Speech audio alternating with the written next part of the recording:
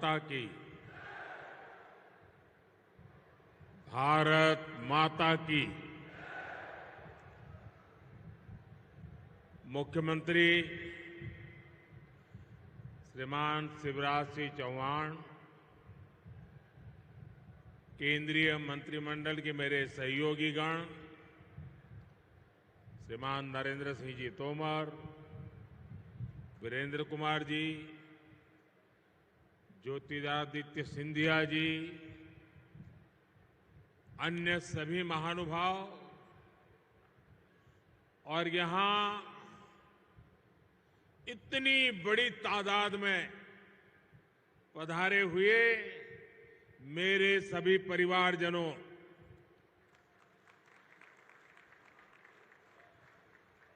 ग्वालियर की इस ऐतिहासिक धरती को मेरा शत शत नमन। ये धरती साहस, स्वाभिमान, सैन्य गौरव, संगीत, स्वाद और सरसों का प्रतीक है। ग्वालियर ने देश के लिए एक से एक क्रांतिवीर दिए। ग्वालियर चंबल ने राष्ट्र रक्षा के लिए, हमारी सेना के लिए अपनी वीर संतानें दी हैं। ग्वालियर ने भाजपा की नीति और नेतृत्व को भी आकार दिया है। राजमाता विजयाराजे सिंधिया जी, कुशाभाऊ ठाकरे जी, अटल बिहारी वाजपेयी जी को ग्वालियर की मिट्टी ने गढ़ा है। ये धरती अपने आप में एक प्रेरणा है।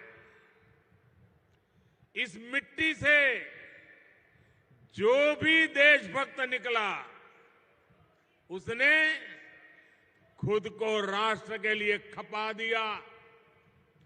उसने अपना जीवन राष्ट्र के नाम कर दिया। मेरे परिवारजनों, हम जैसे करोड़ों भारतीयों को देश की आजादी के लिए लड़ने का सौभाग्य नहीं मिला, लेकिन भारत को विकसित बनाने, भारत को समृद्ध बनाने का दायित्व हम सब पे कंधों पर है। आज भी इस मिशन को आगे बढ़ाने फिर एक बार मैं आपके बीच ग्वालियर आया हूं। अब यहां लगभग 19,000 करोड़ रुपए के विकास कार्यों का शिलान्यास और लोकार्पण हुआ है। और मैं देख रहा था कि एक के बाद एक लोकार्पण की या शिलान्यास के कर्टेन खुल रहे थे। इतनी बार कर्टेन खुले कि आप तालियां बजाते थक गए। आप कल्पना कर सकते हैं कि एक साल में कोई सरकार जितने लोकार्पण और शिलान्यास का काम नहीं कर सकती, आज एक दिन में हमारी सरकार कर सकती है। और लोग ताली बजाते थक जाते हैं, इतने काम करने का सामर्थ्य रखते हैं। मेरे परिवारजनों, दशहरे, धनतेरस और दीपावली से पहले मध्य प्रदेश के करीब 2.25 लाख परिवार आज अपने नए घर में गृह प्रवेश कर रहे हैं। आज कनेक्टिविटी के भी कई प्रोजेक्ट का यहां शुभारंभ हुआ है। उज्जैन में विक्रम उद्योगपुरी और इंदौर में multi modal logistic park Madhya Pradesh के औद्योगिकरण का विस्तार करेंगे। यहां के युवाओं के लिए हजारों नए रोजगार उसके लिए निर्माण होने वाले हैं, नए अवसर बनने वाले हैं। आज आईआईटी इंदौर में भी बहुत काम नए शुरू हुए हैं। आज ग्वालियर के साथ साथ विदिशा, बैतूल, कटनी, बुरहानपुर, नरसिंहपुर, दमोह और शाहजहांपुर को नए स्वास्थ्य केंद्र भी मिले हैं। ये केंद्र Ayushman Bharat health infrastructure mission के तहत बने। इनमें गंभीर बीमारियों के इलाज की सुविधा है।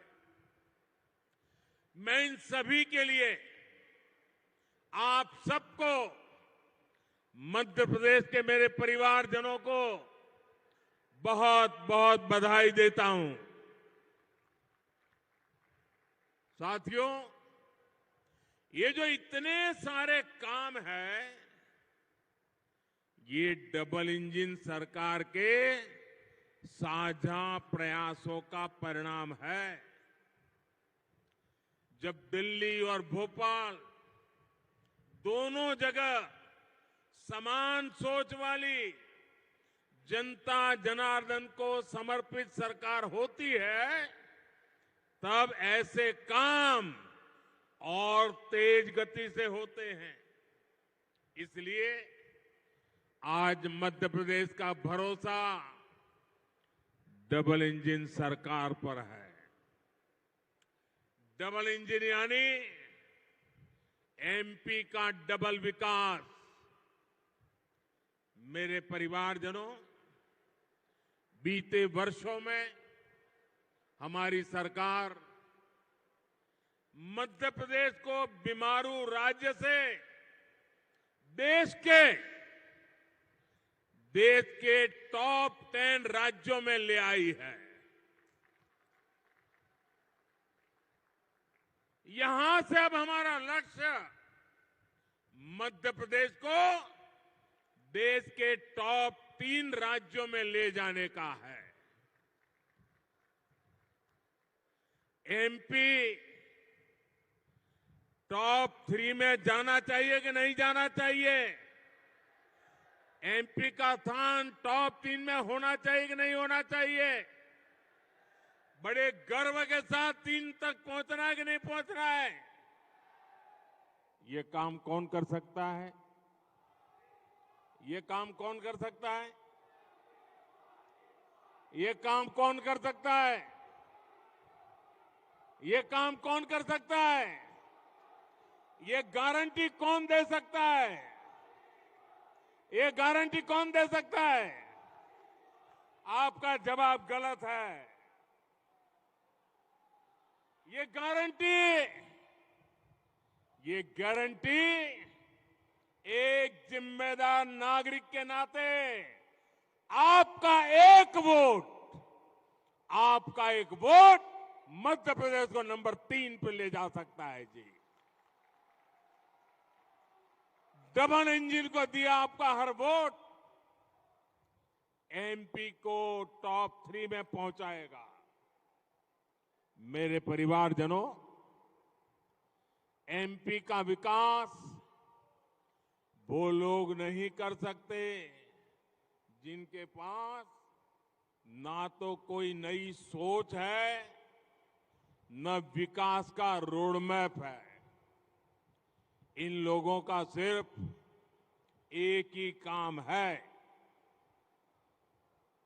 देश की प्रगति से नफरत, भारत की योजनाओं से नफरत, अपनी नफरत में ये देश की उपलब्धियों को भी भूल जाते हैं।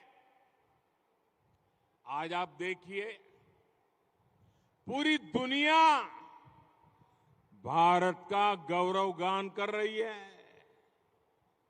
दुनिया में भारत का डंका बज रहा है कि नहीं बज रहा है? बज रहा है कि नहीं बज रहा है? आज दुनिया को भारत में अपना भविष्य दिखता है, लेकिन जो राजनीति में उलझे हुए हैं, कुर्सी के सिवा जिनको कुछ नजर नहीं आते, उन्हें आज दुनिया में हिंदुस्तान का डंका बजना भी अच्छा नहीं लगता है। भारत, सोचिए दोस्तों, 9 वर्षों में 10वें नंबर से 5वें नंबर की आर्थिक ताकत बन गया है। लेकिन ये विकास विरोधी लोग ये सिद्ध करने में जुटे हैं कि ऐसा हुआ ही नहीं है।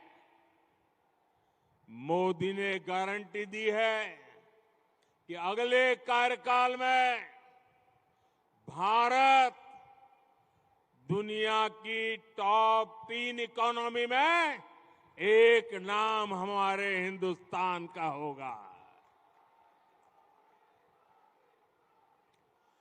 इससे भी सत्ता भूखे कुछ लोगों के पेट में दर्द हो रहा है। मेरे परिवारजनों, विकास विरोधी लोगों को देश ने 6 दशक दिए थे। 60 साल कोई कम समय नहीं होता है। अगर 9 साल में इतना काम हो सकता है तो 60 साल में कितना हो सकता था? उनके पास भी मौका था, वो नहीं कर पाए। ये उनकी नाकामी है। वो तब भी गरीबों की भावनाओं से खेलते थे, आज भी वही खेल खेल रहे हैं। वो तब भी जात पात के नाम पर समाज को बांटते थे, आज भी वही पाप कर रहे हैं। वो तब भी आकंठ भ्रष्टाचार में डूबे रहते थे, और आज तो वो एक से बढ़कर एक घोर भ्रष्टाचारी हो गए हैं। वो तब भी सिर्फ और सिर्फ एक परिवार का गौरवगान करते थे, आज भी वही करने में वो अपना भविष्य देखते हैं। इसलिए उनको देश का गौरवगान पसंद नहीं आता। मेरे परिवारजनों, मोदी ने गरीब, दलित, पिछड़े, आदिवासी परिवारों को पक्के घर की गारंटी दी है। अभी तक इसके तहत देश में 4 करोड़ परिवारों को अपने पक्के घर मिल चुके हैं। यहां एमपी में भी अभी तक लाखों घर गरीब परिवारों को दिए जा चुके हैं, और आज भी इतनी बड़ी मात्रा में घरों का लोकार्पण किया गया है। जब इन लोगों की सरकार दिल्ली में थी, तब गरीबों के घर के नाम पर भी सिर्फ लूट होती थी। ये लोग जो घर बनवाते थे वो रहने लायक भी नहीं होते थे।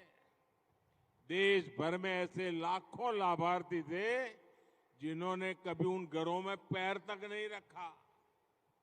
लेकिन आज जो घर बन रहे हैं उनमें खुशी खुशी गृह प्रवेश हो रहा है। ऐसा इसलिए क्योंकि ये घर हर लाभार्थी बहन भाई खुद अपने हिसाब से बना रहा है, अपने सपनों के अनुरूप, अपनी जरूरतों के हिसाब से अपना घर बना रहा है।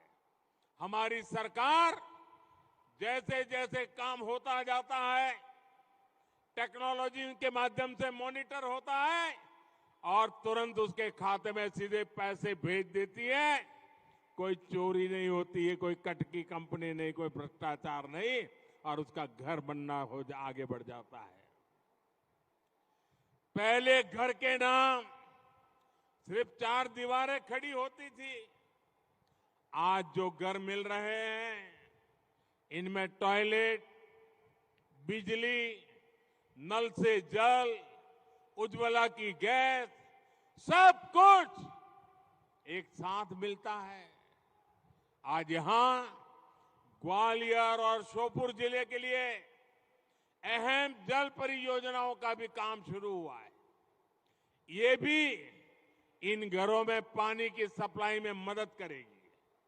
साथियों, इन घरों की लक्ष्मी यानी मेरी माताएं बहनें घर की मालिक हो, ये भी मोदी ने सुनिश्चित किया है। आपको पता है ना कि पीएम आवास योजना के घरों की रजिस्ट्री महिलाओं के नाम भी होती है। पीएम आवास योजना के घरों से करोड़ों बहनें लखपति हुई है। जिनके नाम कोई संपत्ति नहीं थी, उनके नाम पर लाखों के घर रजिस्टर हुए हैं। आज भी जो घर मिले हैं, उनमें से ज्यादातर घरों की रजिस्ट्री बहनों के नाम पर है। और भाइयों बहनों, मोदी ने अपनी गारंटी पूरी की है। मैं एक गारंटी आप बहनों से भी चाहता हूं। मैं जरा बहनों से पूछना चाहता हूं, मैंने तो मेरी गारंटी पूरी की, आप एक गारंटी देगी? आप मुझे गारंटी देगी? पक्का देगी? तो मुझे गारंटी चाहिए, घर मिलने के बाद अपने बच्चों को अच्छे से पढ़ाना है, कोई ना कोई कौशल सिखाना है। करोगे? आपकी इस गारंटी मुझे काम करने की ताकत देती है। मेरे परिवारजनों, नारी सशक्तिकरण भारत के लिए वोट बैंक का नहीं, बल्कि राष्ट्र कल्याण का, राष्ट्र निर्माण का एक समर्पित मिशन है। हमने देखा है कि पहले अनेक सरकारें आई गई, हमारी बहनों को लोकसभा और संसद में 33% आरक्षण के झूठे वादे करके बार बार वोट मांगे गए, लेकिन संसद में साजिश करके कानून बनाने से रोका गया, बार बार रोका गया। लेकिन मोदी ने बहनों को गारंटी दी थी, और मोदी की गारंटी यानी हर गारंटी के पूरा होने की गारंटी। आज नारी शक्ति वंदन अधिनियम एक सच्चाई बन चुका है। मैं इस सभा में और आगे के लिए भी मैं चाहूंगा, अपनी ये विकास की गाथा में हमारी मातृशक्ति की भागीदारी और ज्यादा बढ़े और प्रगति का रास्ता खुले, उसी दिशा में हमने आगे जाना है। भाइयों बहनों, आज विकास की जितनी परियोजनाएं हमने आगू की है, वो सारी हमें ये कानून पास होने से एक ताकत मिलने वाली है। मेरे परिवारजनों, ग्वालियर, चंबल आज अवसरों की भूमि बन रहा है, लेकिन हमेशा स्थिति ऐसी नहीं थी। जो कई कई दशकों तक सरकार में रहे, उसके नेता आज यहां बड़ी बड़ी बातें करते हैं। इनका ट्रैक रिकॉर्ड क्या है? जो हमारे युवा साथी हैं, जो फर्स्ट टाइम वोटर्स हैं, उन्होंने तो अपने पूरे जीवन में सिर्फ भाजपा का सरकार ही देखी है। उन्होंने तो एक प्रगतिशील मध्य प्रदेश देखा है। विरोधी दलों के जो ये बड़बोले नेता हैं, इनको कई दशकों तक मध्य प्रदेश में शासन का मौका मिला था। उनके शासनकाल में ग्वालियर चंबल में अन्याय और अत्याचार ही फला फूला, उनके शासन में सामाजिक न्याय हाशिए पर था, तब कमजोर की, दलित और पिछड़े की सुनवाई नहीं होती थी। लोग कानून अपने हाथ में लेते थे।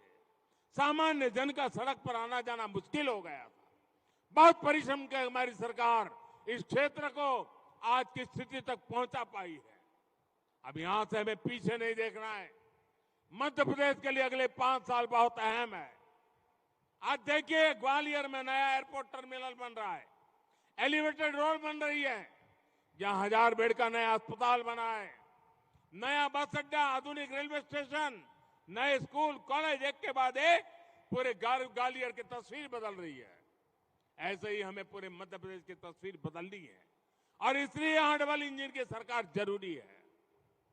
साथियों, आधुनिक इंफ्रास्ट्रक्चर से जीवन सुगम तो होता ही है, ये समृद्धि का भी रास्ता है। आज ही झाबुआ, मंदसौर और रतलाम को जोड़ने वाले 8 लेन के एक्सप्रेसवे का भी लोकार्पण हुआ है। पिछली शताब्दी का मध्य प्रदेश 2 लेन की अच्छी सड़कों के लिए भी तरसता था। अब आज एमपी में 8 लेन के एक्सप्रेसवे बन रहे हैं। इंदौर, देवास और हरदा को जोड़ने वाली 4 लेन सड़क पर भी आज काम शुरू हुआ है। रेलवे के ग्वालियर से सुमावली सेक्शन को ब्रॉडगेज में बदलने का काम भी पूरा कर लिया गया है। अभी इस पर पहली ट्रेन को हरी झंडी भी दिखाई गई है।